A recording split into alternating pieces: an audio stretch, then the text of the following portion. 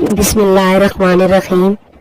خولی بن یزید اور امید بن مسلم حضرات اہل بیت کے سروں کو لے کر کوفہ روانہ ہوئے۔ بدبخت خولی کا گھر کوفہ سے 1 فرسخ کے فاصلہ پر تھا۔ رات کا وقت تھا۔ خولی سر اقدس کو اپنے گھر لے گیا۔ یہ 11 محرم کی رات تھی۔ اس خبیث نے یہ ارادہ کیا کہ سر مبارک کو صبح ابن زیاد کے پاس لے جائیں گے۔ خولی کی 2 بیویاں تھیں، ایک انصاریہ جس کا نام اوف تھا، اہل بیت سے محبت کرنے والی تھی۔ اس مومنہ سے چھپانے کے لیے اس بدبخت نے امام حسین کے سر کو تنور میں رکھ دیا۔ اوف نے رات کے آخری حصے میں ایک نور کو دیکھا کہ وہ نور تنور سے آسمان کی طرف بلند ہوا تھا۔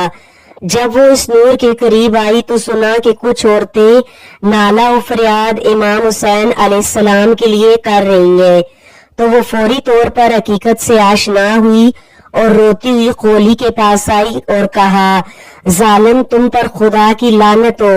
نواسہ رسول صلی اللہ علیہ وآلہ وسلم حسین علیہ السلام کا سر قلم کیا اور اس کو تنور میں چھپا رکھا۔ دوسری عورت جس کا نام انوار تھا نے کہا، تم ہرگز مجھے اپنے بستر میں نہیں دیکھو گے، اور خولی سے الگ ہو گئی اور دوبارہ اس کے پاس نہیں گئی۔ انوار کہتی ہے کہ میں نے ایک نور اس سر سے آسمان کی بلندی کی طرف جاتے دیکھا ہے اور سفید پرندوں کو دیکھا ہے کہ اس کے ارد گرد اڑتے ہیں، اور یہ عمل صبح تک جاری رہا۔ خولی صبح کے وقت دار الامارہ میں گیا اور حضرت امام حسین علیہ السلام کے سر اقدس کو ابن زیاد کے سامنے رکھا اور کہنے لگا، میرا سونا اور چاندی سے بھرپور انعام۔ حضرت امام حسین علیہ السلام کی تعریف کی کہ میں نے بزرگ سردار کو قتل کیا کہ جو حسب و نسب میں ماں باپ دونوں کی طرف سے سب سے زیادہ افضل ہیں۔ یہ بات عام لوگوں میں امام حسین علیہ السلام کی تعریف تھی۔ یہ سن کر ابن زیاد کو برا لگا اور خولی سے کہا، اگر پتہ چلتا ہے کہ وہ امام حسین علیہ السلام انسانوں میں سب سے بہتر ہے تو تم نے ان کو کیوں قتل کیا؟ خدا کی قسم کوئی چیز نہیں دوں گا۔ اسیران کربلا کو یزیدی سپاہی شام کی طرف لے جا رہے تھے کہ راستے میں رات ہو گئی۔ جس جگہ پڑاؤ کا فیصلہ کیا گیا وہاں قریب ہی عیسائیوں کی ایک عبادت گاہ تھی۔ اس عبادت گاہ میں ایک ضعیف العمر عیسائی راہب رہتا تھا جو بہت ہی پرہیزگار، متقی، عبادت گزار اور خدا ترس تھا۔ اسے جب معلوم ہوا کہ قافلے والے اپنے پیغمبر کے نواسے اور اس کے اصحاب کو قتل کرنے کے بعد ان کے سر لے کر یزید کے پاس جا رہے ہیں، تو اس نے یزیدی فوج کے سردار سے کہا، میں تمہیں 10,000 دینار دوں گا بشرط یہ کہ تم آج کی رات کے لیے اپنے پیغمبر صلی اللہ علیہ وآلہ وسلم کے نواسے کا سر میرے حوالے کر دو گے۔ یزیدی فوج کا سربراہ ایک لالچی شخص تھا، لہٰذا اس نے راہب کی شرائط مان لی اور امام حسین علیہ السلام کا سر اس راہب کے حوالے کر دیا۔ راہب امام حسین علیہ السلام کا سر اقدس لے کر اندر چلا گیا۔ راہب نے نیزے پر سے سر انور اتارا اور اس کو خوشبودار پانی سے دھویا، اسے صاف کیا اور خوشبو لگائی، خوبصورت غلاف میں رکھا اور اس کے پاس بیٹھ گیا۔ رات بھر امام حسین علیہ السلام کے چہرے کی زیارت کرتا رہا۔ راہب نے سر اقدس کو مخاطب کر کے کہا، آپ علیہ السلام کو خدا کی قسم میرے ساتھ بات کریں۔ راہب کی یہ بات سن کر سر اقدس نے گفتگو کرتے ہوئے راہب سے کہا، تم مجھ سے کیا چاہتے ہو؟ راہب نے کہا، آپ کون ہیں؟ سر اقدس سے آواز آئی، میں محمد مصطفیٰ صلی اللہ علیہ وآلہ وسلم کا فرزند ہوں، میں علی مرتضیٰ کا بیٹا ہوں، میں فاطمہ زہرا کا لخت جگر ہوں، میں کربلا میں قتل ہونے والا مقتول ہوں۔ وہ راہب بیان کرتا ہے کہ امام حسین علیہ السلام کے سر اقدس سے نوری شعائیں اٹھ کر عرش محلہ تک جا رہی تھی۔ نور کا حالہ سر اقدس کا طواف کر رہا ہے۔ جب میں نے یہ کیفیت دیکھی تو ساری رات امام حسین علیہ السلام کی شہادت پر آنسو بہاتا رہا۔ امام حسین علیہ السلام کے احترام اور توقیر کا اسے یہ صلہ ملا کہ صبح جب باہر نکلا رحمت خداوندی نے اسے اپنی آغوش میں لے لیا۔ اس نے کلمہ پڑھا اور دائرہ اسلام میں داخل ہو گیا۔ ایک طرف وہ شقی القلب یزید کے سپاہی تھے جو بے ادبی کا ارتکاب کر کے دولت ایمان سے محروم ہو گئے، اور دوسری طرف یہ راہب تھا کہ جس کا دامن امام حسین علیہ السلام کے سر اقدس کی عزت و تعظیم کرنے کے صدقے میں ایمان کی دولت سے بھر دیا گیا۔ حضرت امام زین العابدین علیہ السلام سے روایت ہے کہ امام حسین علیہ السلام کے سر اقدس کے یزید کے پاس آنے کے بعد یزید ہر روز شراب نوشی کی محفل منعقد کرتا اور سر اقدس کو اپنے سامنے رکھ کر شراب پیتا۔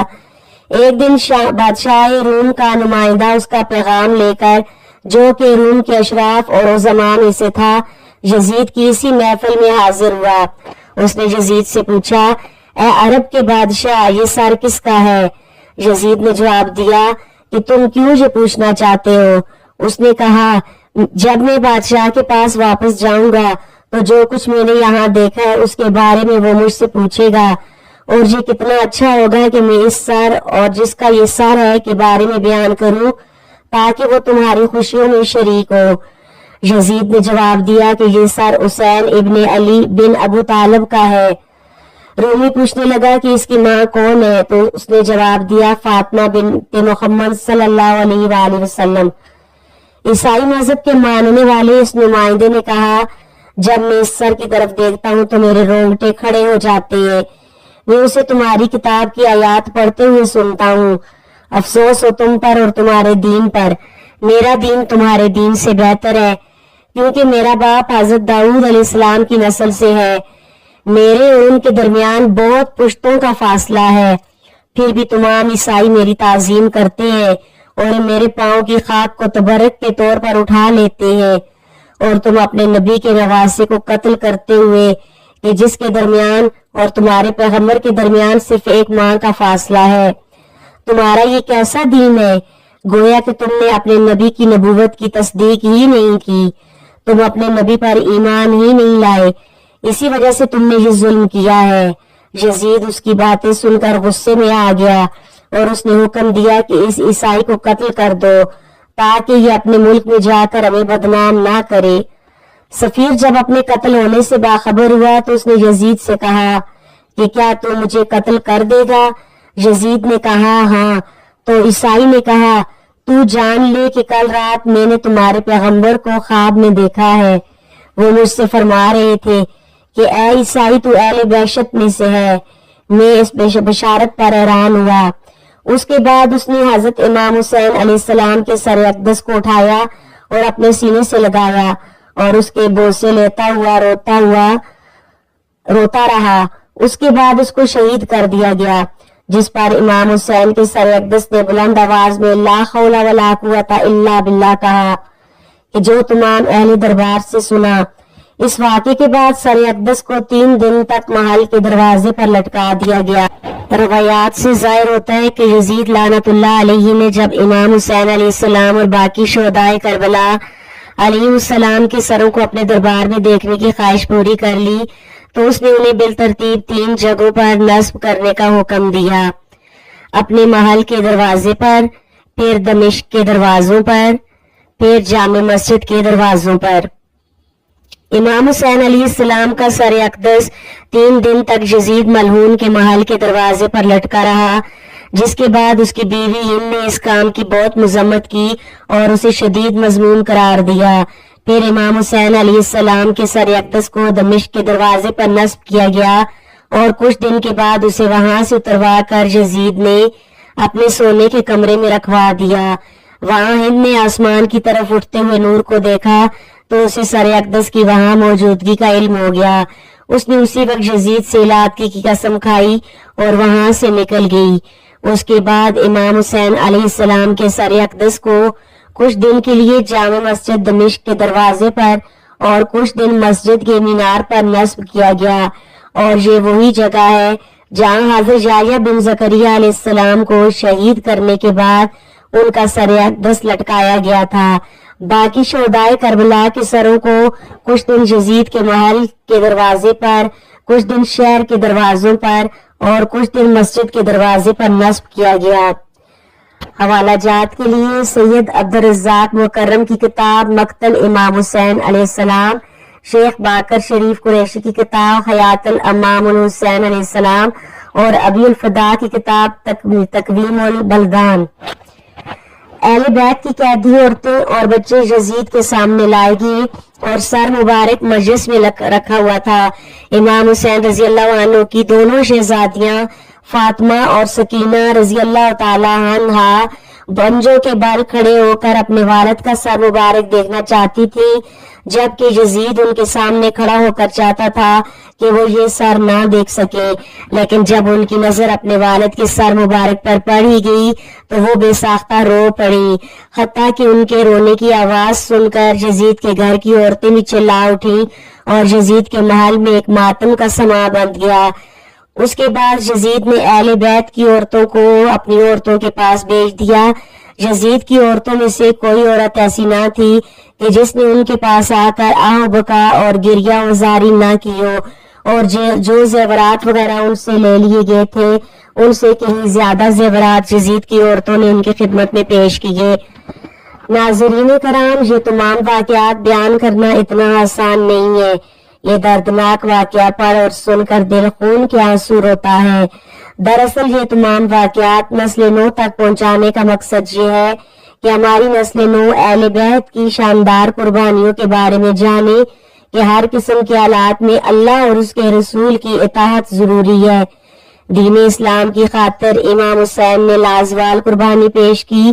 ہم سب کو اس دین کی سربلندی کے لیے کام کرنا ہے۔